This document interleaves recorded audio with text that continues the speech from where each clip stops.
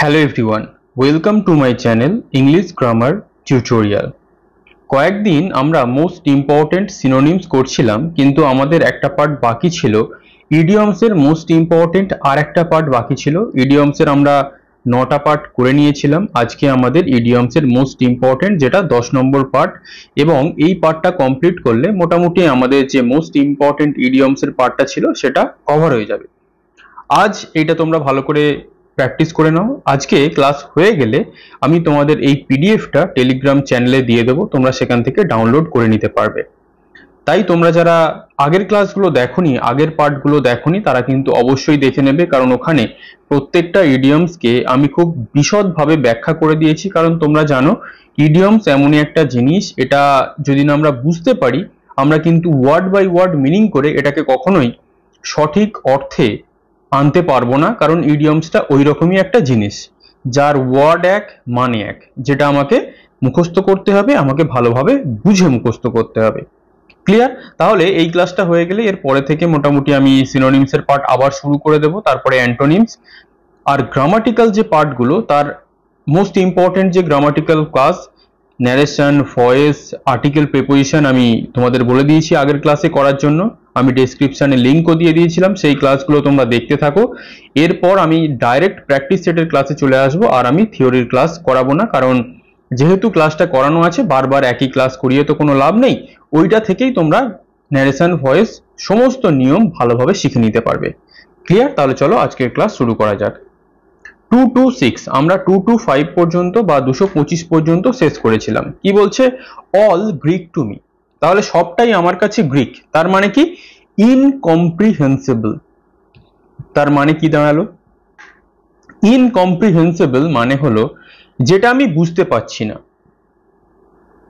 Suppose ধরে নাও Greek ভাষায় তোমাকে কোনো বই পড়তে দেওয়া হলো, বা এখানে আমি গ্রিক ভাষাতে কিছু লিখলাম, তাহলে না তুমি বুঝতে পারবে না আমি বুঝতে পারবো। তাহলে অল গ্রিক টু মি মানে হচ্ছে যেটা আমার কাছে উপস্থাপন করা হয়েছে সেই ব্যাপারটা আমি কিছুতেই বা কোনোটাই বুঝতে পারছি না, বা আমার বোধগম্য হচ্ছে না। ক্লিয়ার? নেক্সট, এ পাইপ ড্রিম। এ পাইপ ড্রিম মানে হচ্ছে অ্যান ইলিউশনারি প্ল্যান। এখানে একটু বানানটা ভুল হয়ে গেছে, তোমরা ঠিক করে নিও। অ্যান ইলিউশনারি প্ল্যান তার মানে হচ্ছে একটা কি কাল্পনিক স্বপ্ন, অর্থাৎ কি যে স্বপ্নের কোনো বাস্তব ভিত্তি নেই। ধরো তুমি ঘুমিয়ে ঘুমিয়ে দেখছো যে তুমি মানুষ থেকে গরু হয়ে গেছো, যেটা কখনো সম্ভব নয়। তুমি দেখছো তুমি আকাশে উড়ছো, সেটাও কখনো সম্ভব নয়। Clear? Next, an I opener. An I opener মানে হচ্ছে এ শকিং রিভিলেশন। এ শকিং রিভিলেশন মানে কি? তোমার সামনে কোনো একটা জিনিসকে উপস্থাপন করা হয়েছে, বা কোনো একটা জিনিস তোমার সামনে বেরিয়ে এসছে যেটা খুব শকিং। ধরো অ্যান আই ওপেনার মানে কি হতে পারে?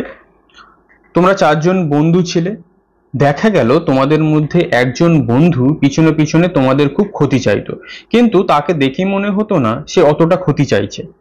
তাই যখন তার আসল রূপটা তোমাদের সামনে এলো, তোমরা কি হলে? তোমরা শকড হয়ে গেলে। সেটা তোমাদের কাছে একটা আই ওপেনারের কাজ করলো, যেটা তোমরা তার ওই যে খারাপ দিকটাকে উন্মোচন হলো বা জানতে পারলে। Clear? Next, kill two birds with one stone. তার মানে আমরা অনেক সময় বলে থাকি বাংলাতে এক ঢিলে দুই পাখি মারা। তার মানে কি? To achieve two things by doing a single action. অর্থাৎ একটা কাজ করলে তার ফলে কি হলো? তোমার দুটো প্রাপ্তি হলো। ওই যে একটা ঢিল মারলে দুটো পাখি মরে গেল। এর মানে কি? একটা কাজ করলে, ধরো সাপোজ ধরে নাও তুমি ডাব্লিউবিপি কনস্টেবলের জন্য প্রস্তুতি নিচ্ছ, তাহলে তুমি একটাই অ্যাকশন করছো, কিন্তু যখন তুমি এই সিঙ্গেল অ্যাকশন করছো তোমার আবার কেপি কনস্টেবলের প্রস্তুতিটা হয়ে যাচ্ছে। তাহলে তুমি একটা অ্যাকশন করছো কিন্তু তোমার দুটো অর্জন করতে পারো এরকম জিনিস তুমি করে ফেলছো। ঠিক আছে? এইরকম ভাবে মনে রাখতে হবে। নেক্সট, পুল সামওয়ানস লেগস। পুল সামওয়ানস লেগস মানে হচ্ছে টু টিজ সামওয়ান, অর্থাৎ কাউকে বিরক্ত করা। ধরো তোমাদের বন্ধু সার্কেলের মধ্যে বা তোমাদের কেউ আছে, তাকে কোনো একটা ডাক নামে ডাকলে বা কোনো একটা উল্টোপাল্টা নামে ডাকলে সে খুব রেগে যায়। এবার তোমরা বন্ধুরা কি করো? যখনই তোমরা তাকে সামনে দেখতে পাও তোমরা তাকে সেই নামে ডাকো। তাহলে কি তোমরা তাকে কি করো? টিজ করো, বিরক্ত করো। Clear? Next, sell like hot cakes তার মানে হচ্ছে কি কুইক সেল আউট, অর্থাৎ যে জিনিস খুব তাড়াতাড়ি বিক্রি হয়ে যায়। যখন দেখবে তোমরা কোনো অনলাইন শপিং এ যাবে, যেখানে যদি কোনো খুব একটা প্রোডাক্ট ট্রেন্ডিং হয়ে যায়, সেখানে মানুষজন খুব তাড়াতাড়ি ওই প্রোডাক্টটাকে কিনে ফেলে, তাহলে কি হয়, ওই প্রোডাক্টটা সোল্ড আউট হয়ে যায়, তাহলে কি সেল লাইক হট কেকস হয়ে যায়। Clear? Next, cup of tea. Cup of tea মানে কি, something one likes or excels in, অর্থাৎ কি যে জিনিসটা মানুষ পছন্দ করে বা যে জিনিসে মানুষ একটু উন্নতি করে। ধরো সাপোজ ধরে নাও যে কোনো একটা, আমরা কি বলতে পারি, কোনো ক্রিকেটার বা কোনো অভিনেতা, তোমার কাছে সেটা কি কাপ অফ টি, তোমার খুব পছন্দের জিনিস।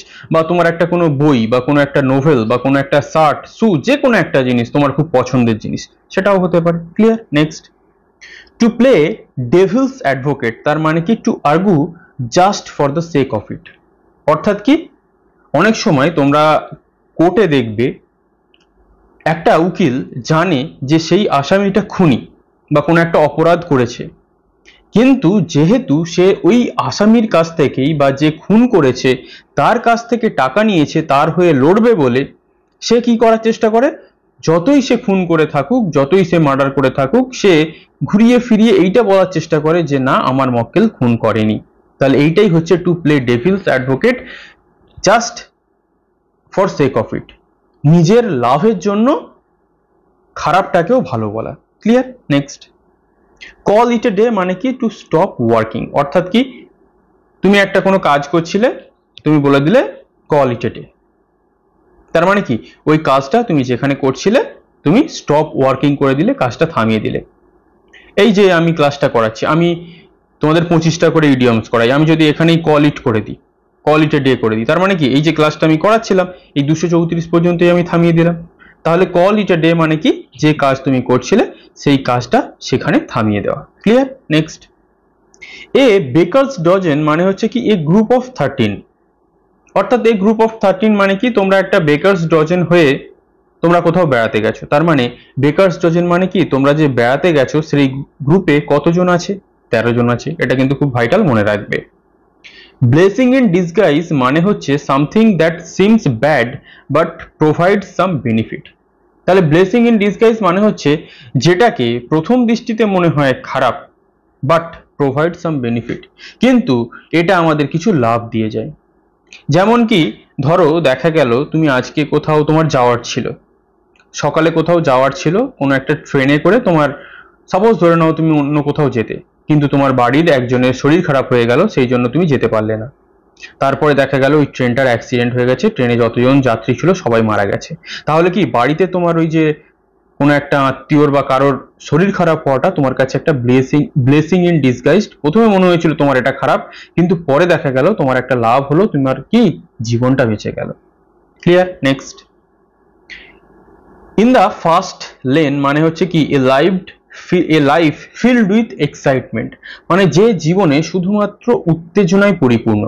অর্থাৎ ইন দা ফার্স্ট লেন মানে কি আমরা যারা নর্মাল জীবনযাপন পছন্দ করি, আমরা অফিসে যাই, চাকরি করি, ব্যবসা করি, রাত্রে ঘুমাই, হয়ে গেল। কিন্তু কিছু কিছু মানুষজন আছে তারা এইসব পছন্দ করে না, তারা এখানে ঘুরতে চলে গেল, তারা মাউন্ট এভারেস্টে চলে গেল, তারা বিভিন্ন জিনিস এক্সপ্লোর করতে লাগলো। তাদের কি প্রত্যেকটা জীবন, প্রত্যেকটা টাইম, প্রত্যেকটা মুহূর্ত তাদের কাছে এক্সাইটমেন্ট বা উত্তেজনাপূর্ণ। ক্লিয়ার?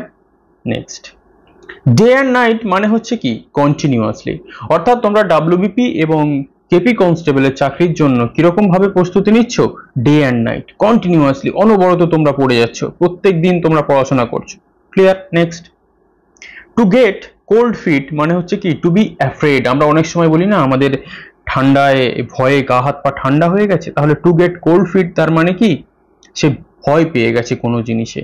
হয়তো দেখা গেল তোমার সামনে এমন একটা ঘটনা ঘটেছে বা খুব বড় একটা দুর্ঘটনা, অ্যাক্সিডেন্ট ঘটে গেছে, তুমি রাস্তার পাশে দাঁড়িয়েছিলে, তোমার গা হাত পা ঠান্ডা হয়ে গেছে, তুমি ভয় পেয়ে গেছো। Clear? Next, break the ice মানে হচ্ছে কি to say something that makes people who are meeting for the first time more comfortable. অর্থাৎ এটা আমরা একটা আগে করেছি, ধরো তোমরা 5 জন বন্ধু মিলে কোথাও দেখা করেছো, দেখা গেল সেখানে তোমরা কেউ কথা বলছো না, কারণ ওখানে হয়তো দেখা গেল 2-4 জন অপরিচিত আছে।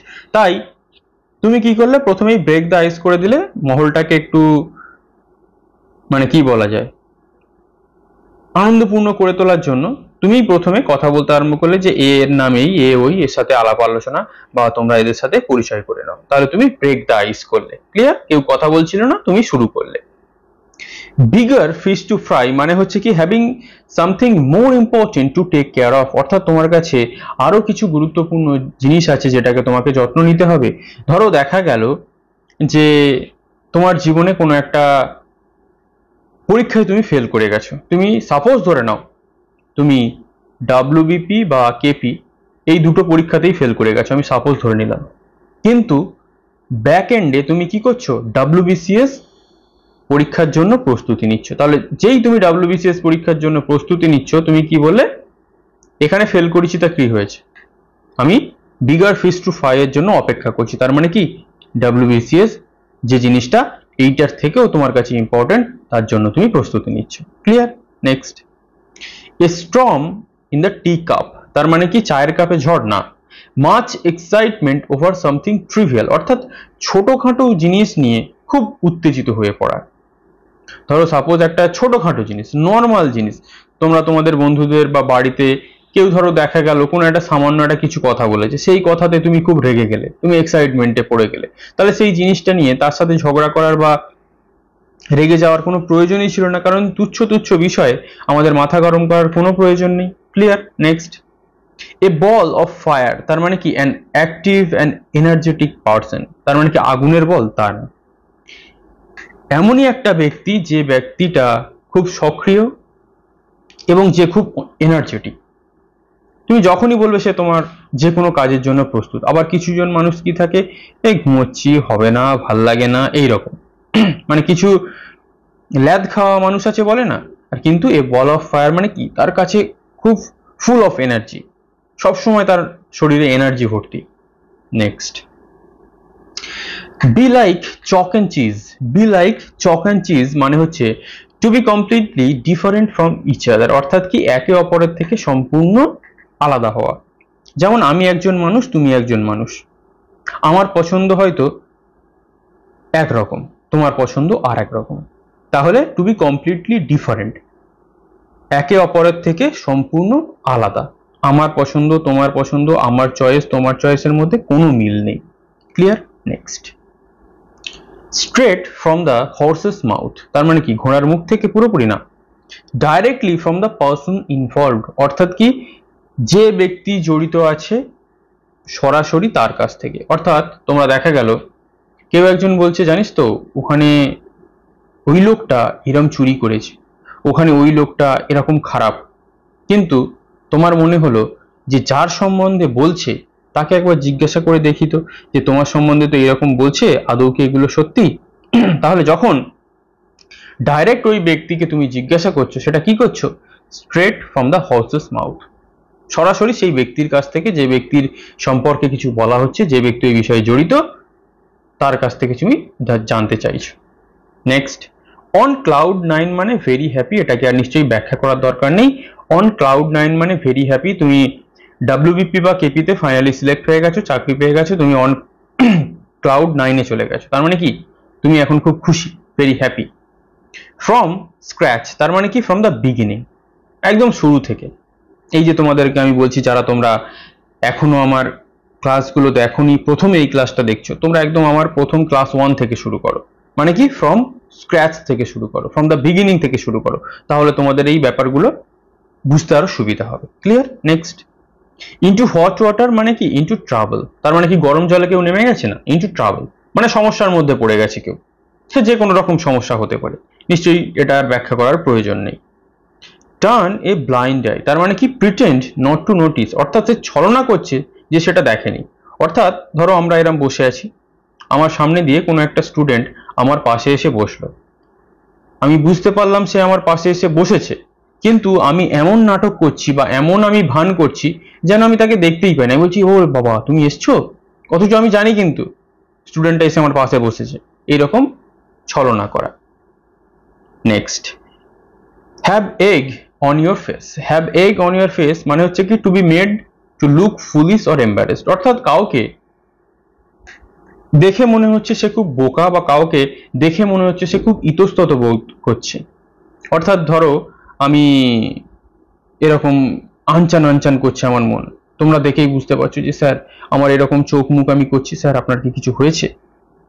কারণ তোমরা আমার অ্যাপিয়ারেন্স, তোমরা আমার অঙ্গি ভঙ্গি, বডি ল্যাঙ্গুয়েজ দেখে বুঝতে পারছো যে আমি ইতস্তত বোধ করছি বা আমি এরম নর্মালি বোকার মতো চুপ করে বসে আছি। দুটোই হতে পারে। ক্লিয়ার? তাহলে ইডিয়মস এর পার্ট আমাদের কি হলো? ইডিয়মস আমাদের মোটামুটি একটা কমপ্লিটেড জায়গায় গেল, এবং যেটা আমি বলে থাকি লাইক আর কি কমেন্ট, কারণ তোমাদের জন্য যে আমি পরিশ্রম করছি তার পারিশ্রমিক বলতে পারো, কোনো টাকা পয়সা কিচ্ছু না, একটা লাইক একটা কমেন্ট, যেটা আশা করব তোমরা করবে। এবং পরবর্তী ক্লাসে আমরা আবার সিনোনিম শুরু করব। গ্রামাটিক্যাল যে ক্লাসগুলো বলেছি ভিডিও ডেসক্রিপশনে লিংক দেওয়া থাকবে, ক্লাসগুলো অবশ্যই দেখবে। আর এই যে আমাদের ইডিয়মস যেগুলো আমি তোমাদের করালাম, সেই পিডিএফটা যেটা আগে দিয়েছিলাম, তারপরে যেগুলো করিয়েছিলাম সেগুলো দেওয়া হয়নি, আজকে সন্ধেবেলা তোমরা ক্লাসটা দেখবে। দেখার পর চ্যানেলে চলে যাবে, টেলিগ্রাম চ্যানেলে ইংলিশ গ্রামার টিউটোরিয়াল, যারা জয়েন করোনি ডেসক্রিপশনে লিংক দেওয়া থাকবে, জয়েন করে নেবে। সেখান থেকে এই পিডিএফটা তোমরা ডাউনলোড করে নিজেদের মতো পড়তে পারবে। ক্লিয়ার? তাহলে আজ এই পর্যন্তই। পরবর্তী ক্লাসে খুব শীঘ্রই দেখা হবে। Thank you for watching.